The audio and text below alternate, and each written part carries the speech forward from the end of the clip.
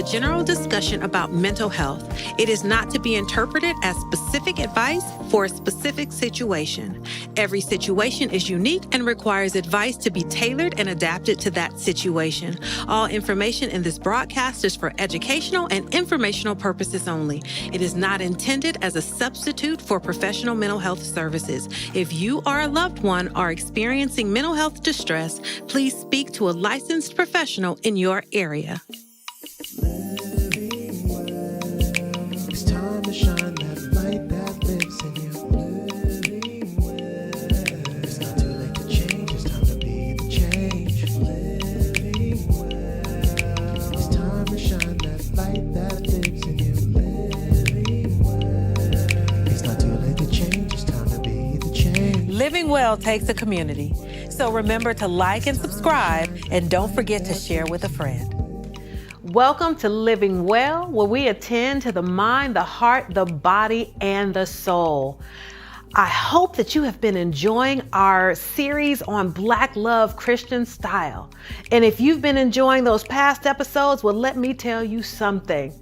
Tonight, you are in for a treat. I have two wonderful special guests who are the ultimate living essence of what it means to be Black, to be in love, and to keep God at the center. You guessed it. I've had the wonderful pleasure to sit down and speak with Bishop Kenneth C. Ulmer and his beautiful wife, Lady Togetta Ulmer. We will talk about their 46 years of marriage, the ups and the downs, and how keeping God at the center has made all the difference. You want to stay tuned, so grab a pen, grab a pencil, grab your honey, and let's get ready to hear these words of love and inspiration that are sure to transform your relationship. Here we go.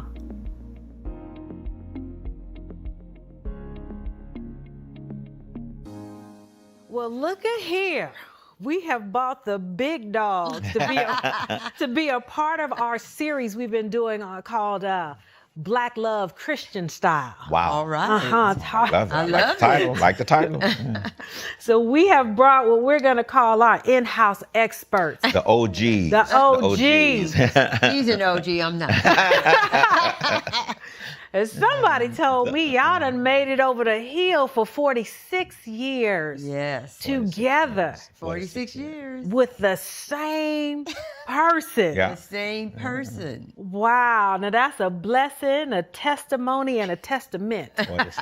Yeah. Wow. All of that, yes. Wow. Congratulations. I am quite sure, I know that you all have some words of wisdom for some folks out there who need it. Words of wisdom, words of warning, words of watch out. Yeah, but it's been a good ride. Yes. Yeah. 46 years. Yeah. I can tell because y'all both look amazing. And, trial and tribulation will tear you down, but some good love and support. Yes. That'll build you up. Exactly. It's been a good ride. God has really been good. I think for me, my half of this 40, Right. when you have failed, and then you see God pick you up. Yeah. When you've fallen, I had been divorced twice by the time I was 25, 26 years old, and not just divorced. I think a sense of failure. I had never failed at anything. I did good in school. I did good, but to fail at vows to God, promises to some people, promises to God, having hurt good people, having disappointed people that loved you, And I went through a down stage. A down stage is an understatement. I was suicidal. It was bad. But so when you talk about 46 years, and then to see how God picked up nothing, and made 46 years worth of something out of it. Yeah, God's been good. It's so interesting because I hear you and can hear the sorrow around what you didn't do or what you thought you should have done. Yeah. But when I look at 46 years, and even though the first two marriages didn't work out, what I hear is that you always had a heart for marriage, though. I did. It's like I need to get this right, you know, and I didn't know what that looked like. You know, I had a model. Both of our parents were together, you know, but I didn't know until I was grown as in college. I didn't know that both my mother and father had been married before. Oh, wow. I never understood generational curses, generational failure, until I realized that both my mom and my dad had been married. I didn't know that. I grew up never knowing our happy family and all that kind of church stuff. But I did not know until I was grown that my mother and my father had been married before. Wow. So that's when I got the understanding of generational curses, which is why I set my kids down, my daughters down, and I said, your generation has to break this. You know, my generation, my mom's generation, my grandfather, my mother's father was married 7 times. Oh. 7 times. Buried all of them. That's another conversation. But 7 times. But my point is, it was a generational thing. Yes. You know, I've seen stories of generational poverty, generational welfare, but I realized how there was this attack on our family from one generation to the other, 3 generations. And so I set my girls down and I said, it's like that verse where it says that the devil was put out of the house, enemy was put out, but because it was not kept clean, he came back in. And so I said, you guys have got to break this thing in your generation. And it had more meaning because I saw it generationally. I saw what it had done to me. And then I wouldn't have married me, you know. That actually was going to be my next question. Yeah, because she knew all of that. Right. That's another thing. We were friends throughout all of that. And seriously, I wouldn't have married me. She saw it all. Right. And I was going to say, I know there's some women who would be like, you've been married twice and we 20, what? Because you're not going to do. So what made you say yes? What did you see in him that maybe he didn't even see in himself? Really didn't. So what made me say yes was because I knew him. We had been friends, like he said. I knew both of his wives. I was at his second wedding. Oh, wow. Yeah. So all of that, but I knew him and I knew his heart. And I knew, like you just said, he wanted to be married. He wanted to do well in marriage. And I knew that. So, because we had talked about it, you know, he was like, I can do it one more time. But so when he asked me, first of all, when he asked me, I was shocked. I'm like, and we were at a restaurant, you know, so what am I supposed to say? We at a restaurant, you know, there are another couple there, our past pastor and wife, they were there with us for dinner, and after we had dinner, they brought out this big tray and with a top on it, silver top, but it was dessert. He said it was dessert. Right. And then I saw the ring. I'm like, what? So he set that up. Yes. How could I say no? You know, but I'm like, okay. But I really, really knew his heart. And because of what he had gone through the other 2 times, I knew that we had a pretty good chance at it. And then, of course, we talked about it afterwards, after we were engaged. And I said, this is for life for me. Because I had never been married before. And I didn't want to be married but one time. And my mom and dad were married forever, and then my mom passed away, and my dad never remarried. So I told him, this is it for me. So I think that he's like, okay. Then he said, this is it for me because I can't do this again. I said, okay. So we kind of like said, this is it. We're going to stay married till Jesus comes to get one of us. So that's what's happening 46 years later. May go downstairs on the couch, but not leave. Right. And he's never actually done that, though. Yeah. So you all made a commitment. Now, how did you first meet? Because you said you've not. So how did y'all meet? High school. Oh. I was a sophomore. He was a senior. He was only there in high school for a year. Well, actually, though, I knew him from the song services. We used to have in East St. Louis called song service. Once a month on a Sunday, we would have what we call song service. And he was playing for one of the churches in Brooklyn where my church was, like 2 or 3 blocks down. Yeah. So I had actually seen him and not really met him, but I knew of him because he played. And yeah. Wow. So you were friends Yes. It's 46 years later, so now I want the T. Yeah. Was there always something there? Was it like a slow burn, or did it just kind of creep No. up on you? You know, Not that's for me. what's weird. What- It really, you know, We were friends. To me, he was my best friend. I could talk to him. I talked about the guys I dated, or the guys I shouldn't date. You know, that kind of thing. So for me, it wasn't. I don't think. I think that's what was so unique about it. That I learned two things. I learned that there is such a thing as a pure friendship. You know, number one. Number two, I learned from another friend that one of the mistakes that you can make is to try to make the gift of a friend into a spouse. And I have all kinds of stories about that. But I think very early on, it was really clear what this looked like, you know, and you know, again, every relationship, every failure, you know, she knew about it. We knew about each other's lives and stuff.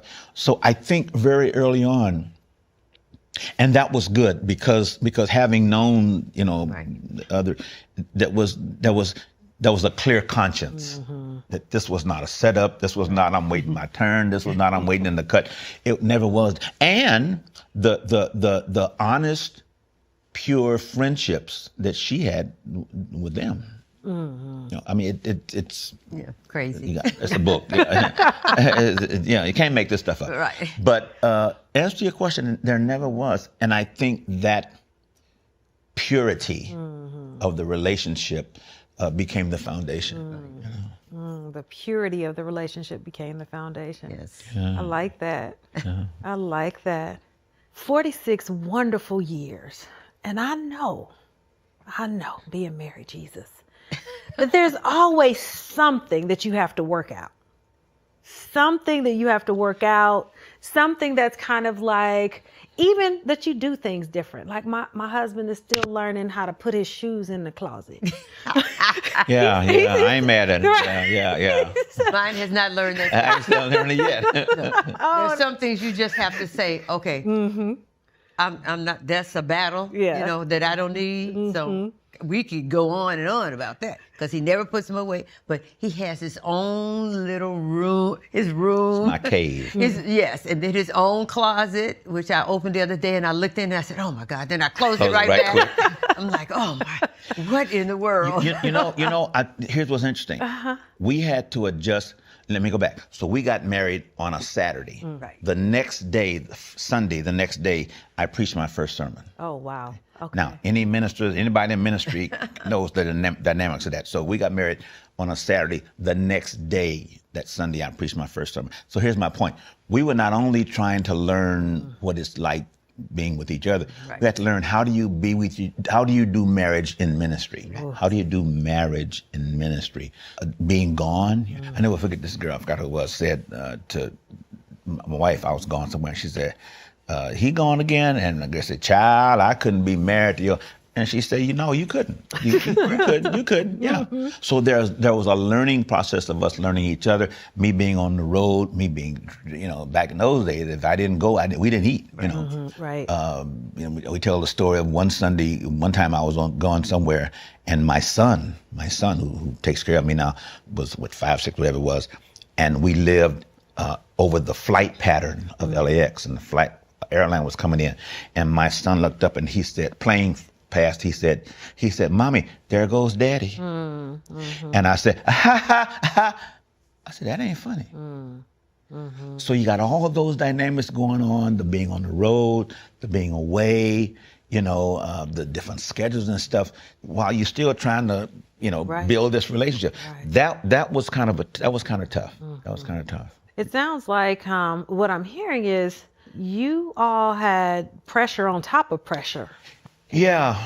In a way. Yeah, I think it was, and it was more than we realized. Right. And I say that because of the people who were with us, who were observing and taking notes, and we didn't know they was taking notes. And, Right. Especially the single people. Our first church started with 3 people. So many of the people, if not most of the people in our church, were young, single men and women. And so I did not realize that there was a modeling going on. And I still hear those stories now. So it was multi-dimensional. it was a multi-dimensional journey. You know, it was tough sometimes. And I think, you know, just this, what Lady T just said about picking your battles, right? And in order to do that, there has to be a security, not only in the relationship, but in who you are, right? That you don't have to fight for power and control in my way. Right. Exactly. So I said to him, so the bedroom, our bedroom, none of your stuff should be here. Yeah. You know, keep all that stuff over there, shut the door. But in here, it's going to be clean and, you know, ready for us, and we can talk in the bedroom. But that was my thing, you know, just we're not going to fight in the bedroom. We're not going to do that. So we try not to do that, right? Yeah. So I just, and you know what, too, Eric, I think because he had been married twice before, I wanted to make sure that he was happy. And whatever he went through before, that he didn't have to go through that again. But he deserved to have a good marriage, one that was going to last like we had planned on it. We, both of us, even he said, no, this is it. This is it for both of us. I don't care what happens, this is it. Like he said, you can go downstairs. No, you can go downstairs, and we'll work it out. And that's what we've done. I think, and I've been thinking about this the last few years, and I'm talking the post 40 years, 46.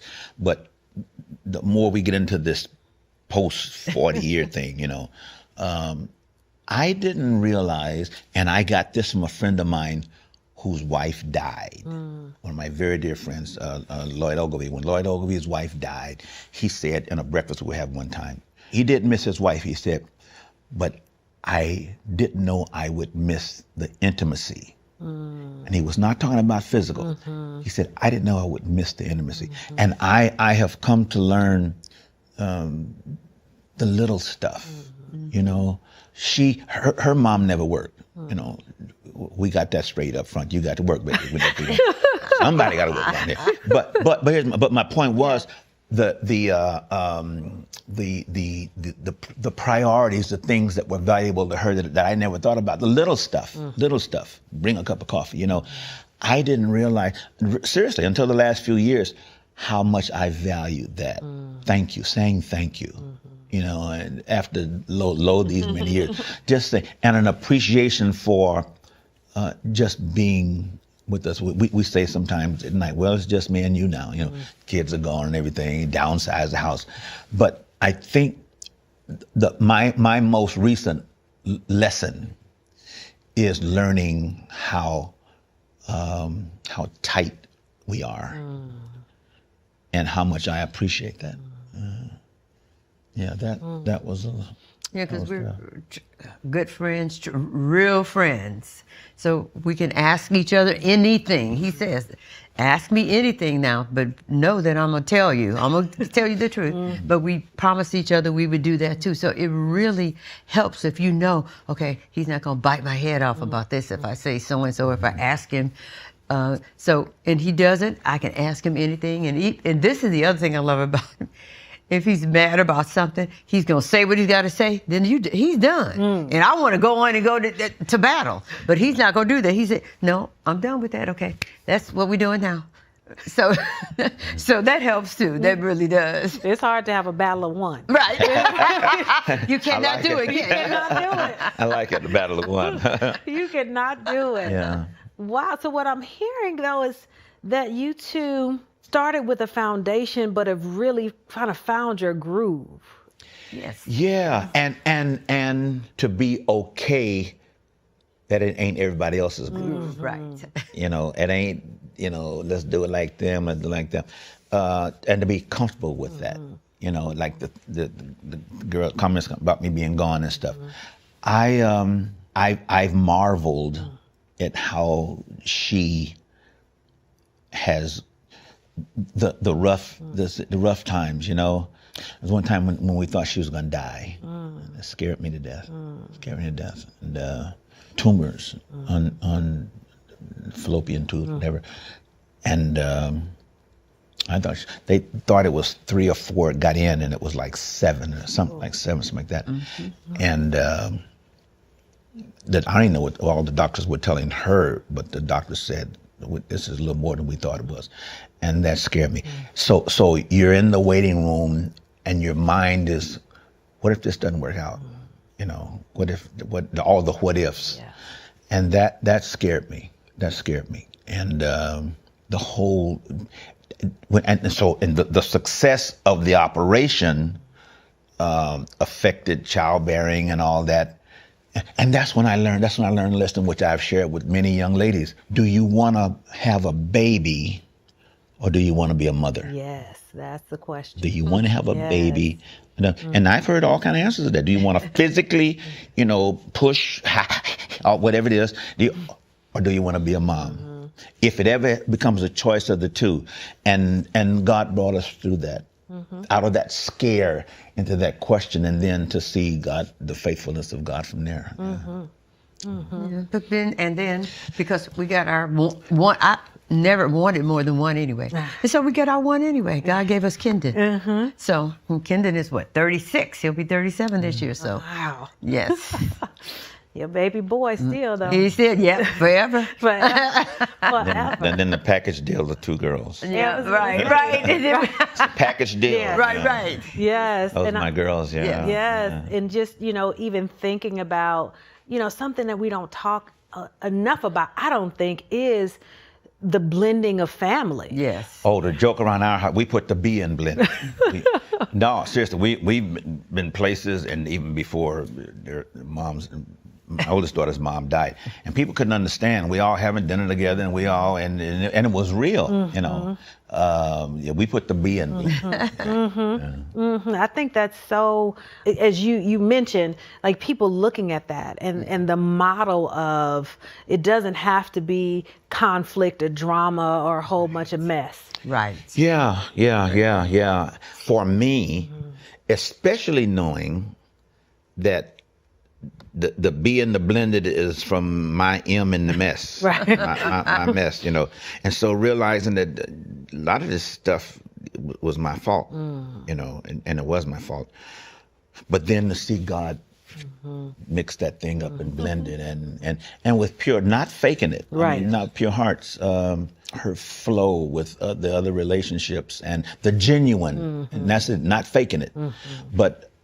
So I saw another dimension of her character. I saw her from another. When I sit back and see her, she is with my kids and my ex, whatever, and she's real. And I don't know if I could do it. I mean, but the girl knows how to roll. Yeah.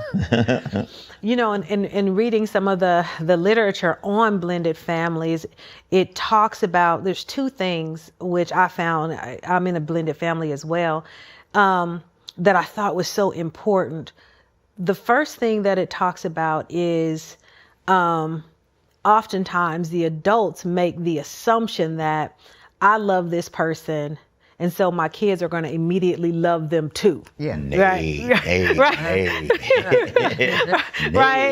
So there's the expectation. I love them, so you love them. You're going to love them too, and not knowing that it's a process. It's a relationship building. It's a process, and that children have fantasies, regardless of how long their parents have been separated or divorced. In their little minds or even teenage minds, somewhere they hold out hope that maybe. And, my parents will get back together. And so making room for that fantasy. Yeah. And that another thing that I think people miss, and if they would just hold out, research shows that in the best of circumstances, it takes a minimum, somewhere between 5 to 7 years at minimum, for a family to begin to truly blend. Yeah. Okay. That it doesn't happen, right? Immediately we walk down the aisle and now we're all like one big happy family at Disneyland. I think observationally, one of the most heartbreaking patterns that I've seen is young couples, new couples, not young necessarily in age, but new couples, newly married couples, who give up too quickly. Yes. You know, and I'm not talking about abuse. I'm not talking about train wrecks. No, Right. I mean the stuff that just takes time. You know, and that has been heartbreaking sometimes to see young people, newly married people, give up too soon. Yeah, 'cause they want everything right Yeah, now. like they, you know, like I tell them, you watch too much television. You know, it does not happen that way. Yeah. You got to work at this. This is 24/7, and then they're like, I didn't realize I had to do all this work 24. I said 24/7, and not just newly, forever. Right. You know, if you want to be, Situation, it's going to be right. Right. And that I think, I'll tell people when I'm doing therapy with them that every day, both of you have to wake up and say, I'm committed to this mission. Yes, absolutely. Yeah, I hadn't thought about it that way. Mm-hmm. But it does come down to that. Yeah, I never thought about it that way, but it comes down to that. Yeah. It is a continual commitment. You know, I would often ask, what could he do to make you leave him? Interesting question. And again, I got it with all the physical stuff. But what could he do? And so the question was really probing the depth of the commitment. Right. You know, next in the morning, tonight, whatever it is, one more time, but it is the consistency of the commitment, I think, that often young marrieds don't anticipate. Right. And that can be dangerous. It can be, because a small argument or disagreement or place where, we have differing views becomes a fatal blow. Oh, yeah. Right. Yeah. Right. Yeah. Or the other thing they do is look at other people's marriages and think, okay, I want mine to work just like that, but you're two different people. Right. So you got to remember that too. And you only seeing what they letting you see. You only see what they let you see. You are only seeing what they let you see. You don't know what's happening in that house. Exactly. That's exactly. Yep, you don't know. And kind of going back to what you said earlier, and also, you might not be willing to let go of what she willing to let go of. Exactly. So it's not going to look like that. Yeah. So it's not going to look like that. Yes. Exactly. Of extremely different flow. Yeah. A different flow. And I think, that just thinking about that daily commitment, thinking about these 46 years, how would you say that your relationship has changed with the seasons of your marriage? I don't need the stuff. And I think, and this is part of my personality, I think in the earlier days, it was always, we got to be doing something, we got to go, what's the next this, the next that. And I think for me, it was the comfort, the comfort of her companionship. It sounds kind of syrupy, but just being together, But because my personality my ADD will kick in a minute, this personality of running and going, and of course some of that's just turning 75. But to learn that she's enough, and to know that I'm enough. It ain't the next gift, the next bigger, the upgrade, whatever it is. And I think I expected it to, how do you top yourself, but to just be with her and to see her beauty far deeper than I thought I did. I think that's my lesson, to see how deep her beauty is without the makeup. You know what I mean? Without with the husbands and wives, I got the show stuff, but to see who she really is and still love her. And we're in a business where, lights, camera, action. I think about writing a book about the comparison between celebrities and church, Write it. But yeah, that's a whole other book, Yes. But when it's just us, and I've realized that more and more since our kids have gotten older, I realize that she's enough. She's enough. If God don't do nothing else, she's enough. Just to add to that, I've noticed that, it's like, it doesn't have to be this. So a friend of mine asked me, because they knew our anniversary was February 5th. Okay, what'd you get? I know Bishop bought you, because he's always, I said, no. As a matter of fact, Bishop forgot our anniversary this year. God, I ain't lying. They said, Bishop forgot your anniversary? I said, he sure did. We had so much going on, because we're getting ready to transition. So he totally forgot about it. She said, and you're not upset? I said, upset? I've been married 46 years. It's 46 of Why these, would I get it? I said, so whatever I want or whatever I need, I can get that after the fact. It's not all about what you get. Right. We're together. We love each other. We love being with each other. So that's all that matters. Yeah. I've learned, to, like he said, and just be with each other. Because we used to go like every Friday, go to a restaurant, and do this, which we still do sometimes, but it doesn't have to be on a Friday. And if he has, of course, though, he was, of course, pastor for 41 years. So some of those Fridays, he's like, oh, I got to get ready for Sunday. So I haven't finished. I got to do so. I'm good with that. And I'm good with it. Now we get to do more, though, so you're not pastoring anymore. Sunday at 5 o'clock. Peace out. But yeah. So just like settling and just being with each other. Yes. That's really important. Right. And you got to be able to, if you're retiring or whatever you're doing, you're going to be with each other more. You really have to love each other. You really have to know each other and be okay with who you are. It's a different season. Yeah. It's a different season. It's a different season where we are as a couple, our season, the repositioning, retirement, whatever, the house, the kids are gone, but it's a different season now. And I want it to finish well. 46 years with us, 41 with the church. I want it to finish well, and I want it to be well when I finish. That's the part. I want it to be well when I finish. That part. I'm working on it to be well when I finish now. But I think, like she said, it's just learning that we're going to make it through this season too. Right. I have friends who have lost spouses in their later years. We just buried two friends. One husband buried his wife, one wife buried her husband in the last 3 or 4 weeks and stuff. And so these shifting seasons and to see the faithfulness of God in all of them. It's he brought us through that. He's going to bring us through this too. And part of that's kind of exciting too. People keep asking, what are you going to do next? I'm just excited about the possibilities. We might do that, we might do that, we might do that. But again, it is the consistent commitment, but also to see the faithfulness of God. So what do you say to young people who are looking to get married and looking to you for sage wisdom or sage advice? What are some of the things that, for example, you might tell a young man, and what might you tell a young woman as she's thinking about getting married and looking at you and saying, I want 46 years? Mine, real quick, mine is, are you in it for the long haul? Variations of what would it take for you to leave? What would it, if this happens, that happens?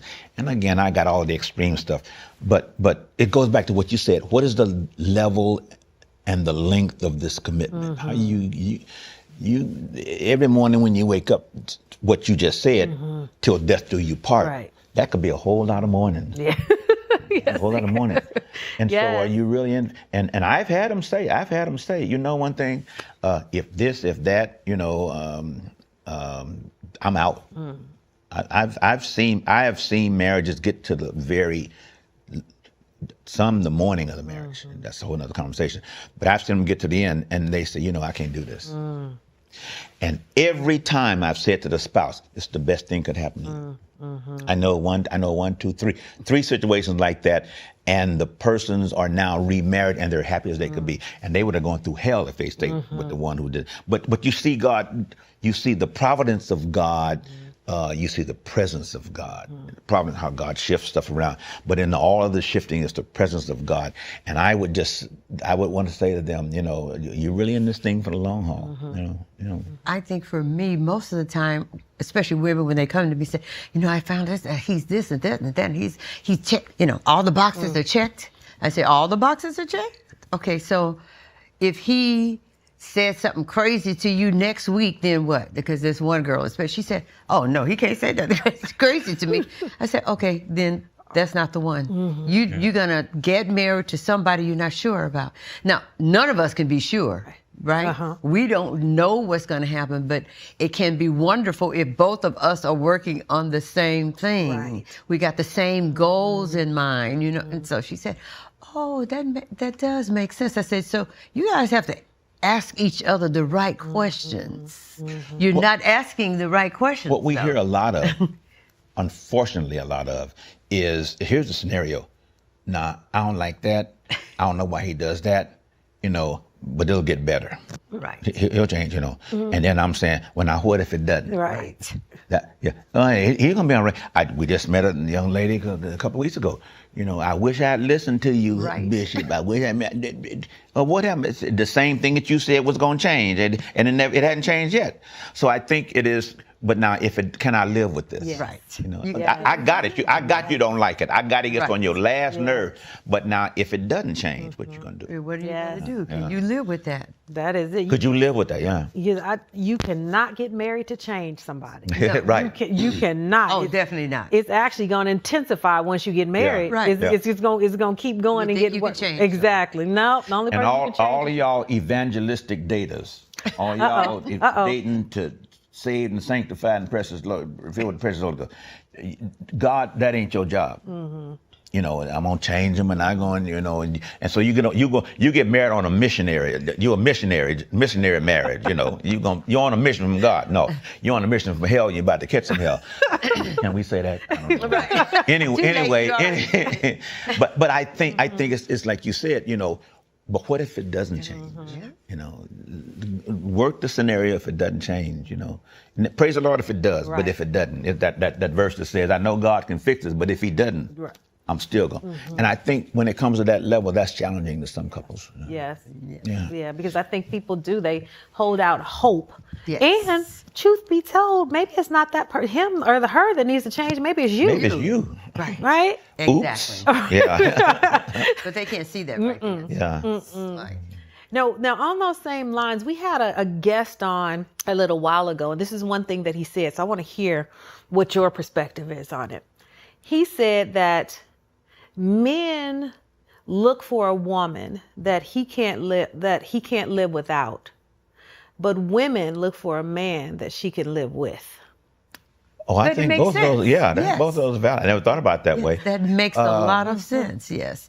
See, now here's the danger of that. The danger of that is if I'm looking for someone who I can't live without, and I got that on the positive side, if I'm looking for someone that I cannot live without, am I expecting that person to make me whole? Oh, That's good. Am I Yeah. expecting that person? I can't live without them, so I'm gonna be. No, I need, you know, that's why I hate the phrase, well, you know, marriage is 50-50. No, if you bring your 100, I'm gonna bring my 100, baby. Let's get together. Right. But I think the idea, I get the principle. Yeah. Can't live without you. But if that idea of I can't live without you means that I am less than whole without you, Yeah. then we're gonna have some problems. Yeah, that's Yeah. dangerous. Yeah, Yeah. That's dangerous. That is dangerous. Yeah. Yeah, I didn't think about it that way. And then you think about, if I'm looking for somebody who I can live with, does that mean that I'm looking for someone who is just like me? Quote unquote, Yeah. right? Yeah. That probably wouldn't work either. Right, exactly. Two of us. Like, yeah. No, Yeah, when no. we exegete and break that down, maybe it looks good on the surface. Right. Sounds good. Right. Sounds good, too, but- Wonderful. Yeah. But you take it deeper. Right. Yeah. Okay, I'm not going to hold y'all, but I did just want to ask one last question before we wrap it up. What is the best thing about being married to Togetta Ulmer? And what is the best thing about being married to Kenneth C. Ulmer? Well, mine is real simple on that one. The best thing about being married to her is knowing, and I mean a confident, peace-settling knowing that with her, I'm in the middle of God's will. With her, I'm in the middle of God's will for me. Yes. You know, and the ups and the downs and the storms and the winds and all that kind of stuff. But if we're together, you know, we're gonna make it. Yeah. Because we're in the middle of God's will. Yeah. And there's no way you can do this thing without God. No. No. Not for us. We Not for can't. us. Yeah. Not for us, yeah. And for me with him, I think it's knowing that, first of all, he's super sensitive. He's so compassionate. So that does it for me right there, you know. Super sensitive, he's compassionate, and I know that he loves me and that there is nothing I can do to make him not love me. It would have to be really something crazy, which he knows I'm not into. You can't even think of it. Right. You can't even use an example. Right. Yeah. That is wonderful. That is absolutely beautiful. I mean, I'm just thinking about, you know, some of the things that you both have talked about. This, you know, we didn't use the word, but this idea of oneness, knowing each other, being safe and secure with each other, knowing that just being together is enough. Also, that being committed and fortifying that commitment through the ups and the downs, and also some of the practical things, right? Your husband has a room. My husband has the garage. That's his territory. Right. He got shoes in the garage. He got I don't even go in there. Right. But the practicality of this thing, we're not going to always see eye to eye on everything or want the same thing or, you know, be the same level of straighten up. So we find a way to work that out. We find it. So even the practicality of that. And of course, kind of emphasizing the importance of God. Yes. And being at the center. Yes. Yeah. I'll tell you what, and we can't wrap for real. I'll tell you what I've learned, and this was a hard lesson. An invaluable, priceless lesson that I have learned is in the discussion of God being in it, is that God shows her stuff that I don't see. That she has a discernment, especially about people, that often I don't see. And without it, I'm blindsided. I'm blindsided about situations, about relationships, about motives of other people. She sees stuff that I don't see. And so on my part, it's am I willing to hear it? You know, I'm the man. No, but you missed that. And so, am I willing to hear that? And I had to learn that one. I had to learn that one because I think my male ego felt like I should have seen it. You know, and God says you should have seen it after I gave it to her. Now see it. See that? Yeah, see that. Bishop on that. You the bishop on that. Yeah. But I also think that goes to the trust that you have in her, though. That she can bring that to you, and you've gotten to the point where it's like, okay, I hear it, I see it, and I trust it. Yeah, I really do. Some men would say, "What are you talking about?" Dismiss it, and that's that. And fall in a hole. Yes. I trust that. I really do. I trust her on that. I think that goes back to that oneness. You both know that you have Good word. right. What about that? Each other's best interest Good at heart. word. We do. We Good got each word, other's yeah. back. Yes. Yeah. I truly, truly appreciate you both taking time out of your new retirement to come and sit down on the Living Well couch. You know, we just celebrated your 41 years at Faithful Central Bible Church. And of course, your 46 years. You didn't have a chance to celebrate it on the 5th of February, your anniversary, but I hear you're going to celebrate it real soon. We'll make up for it. Real soon. So I appreciate you coming in and being a part of our Black Love Christian Style series, because I know that there's some folks who are listening to this who have been touched, who have been healed, who've gotten the word that they needed. You know what? The vision of this program, and I say this to those of you who are watching, the uniqueness of the vision that drives this program is a commentary on your trustworthiness, if that's a word. God has to trust you with the vision.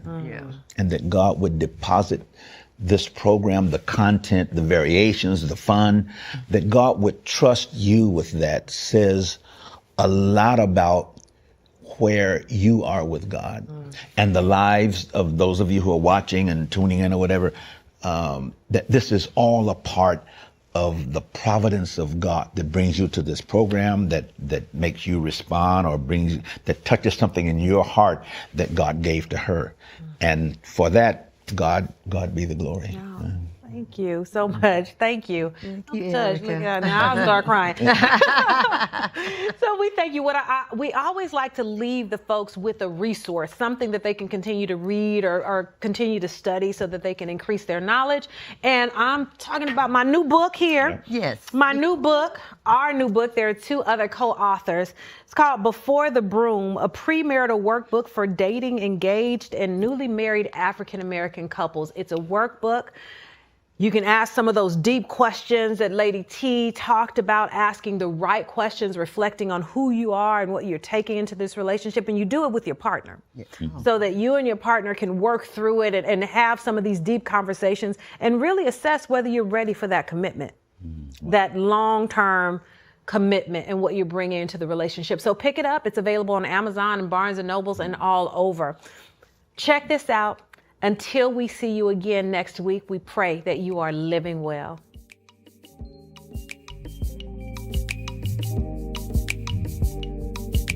For more information and resources, be sure to check us out at normalizehelp.org. And you can always email us at livingwell@faithfamily.org to get a question answered or to tell us a story. You never know, your question might make it to air or be the subject of one of our episodes. See you next week.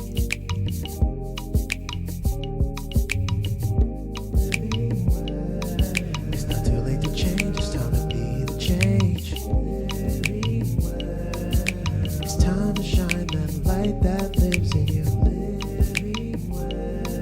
It's not too late to change, now it's time to change. Now it's time to change, now it's time to change. Now it's time to change, time to change, time to change.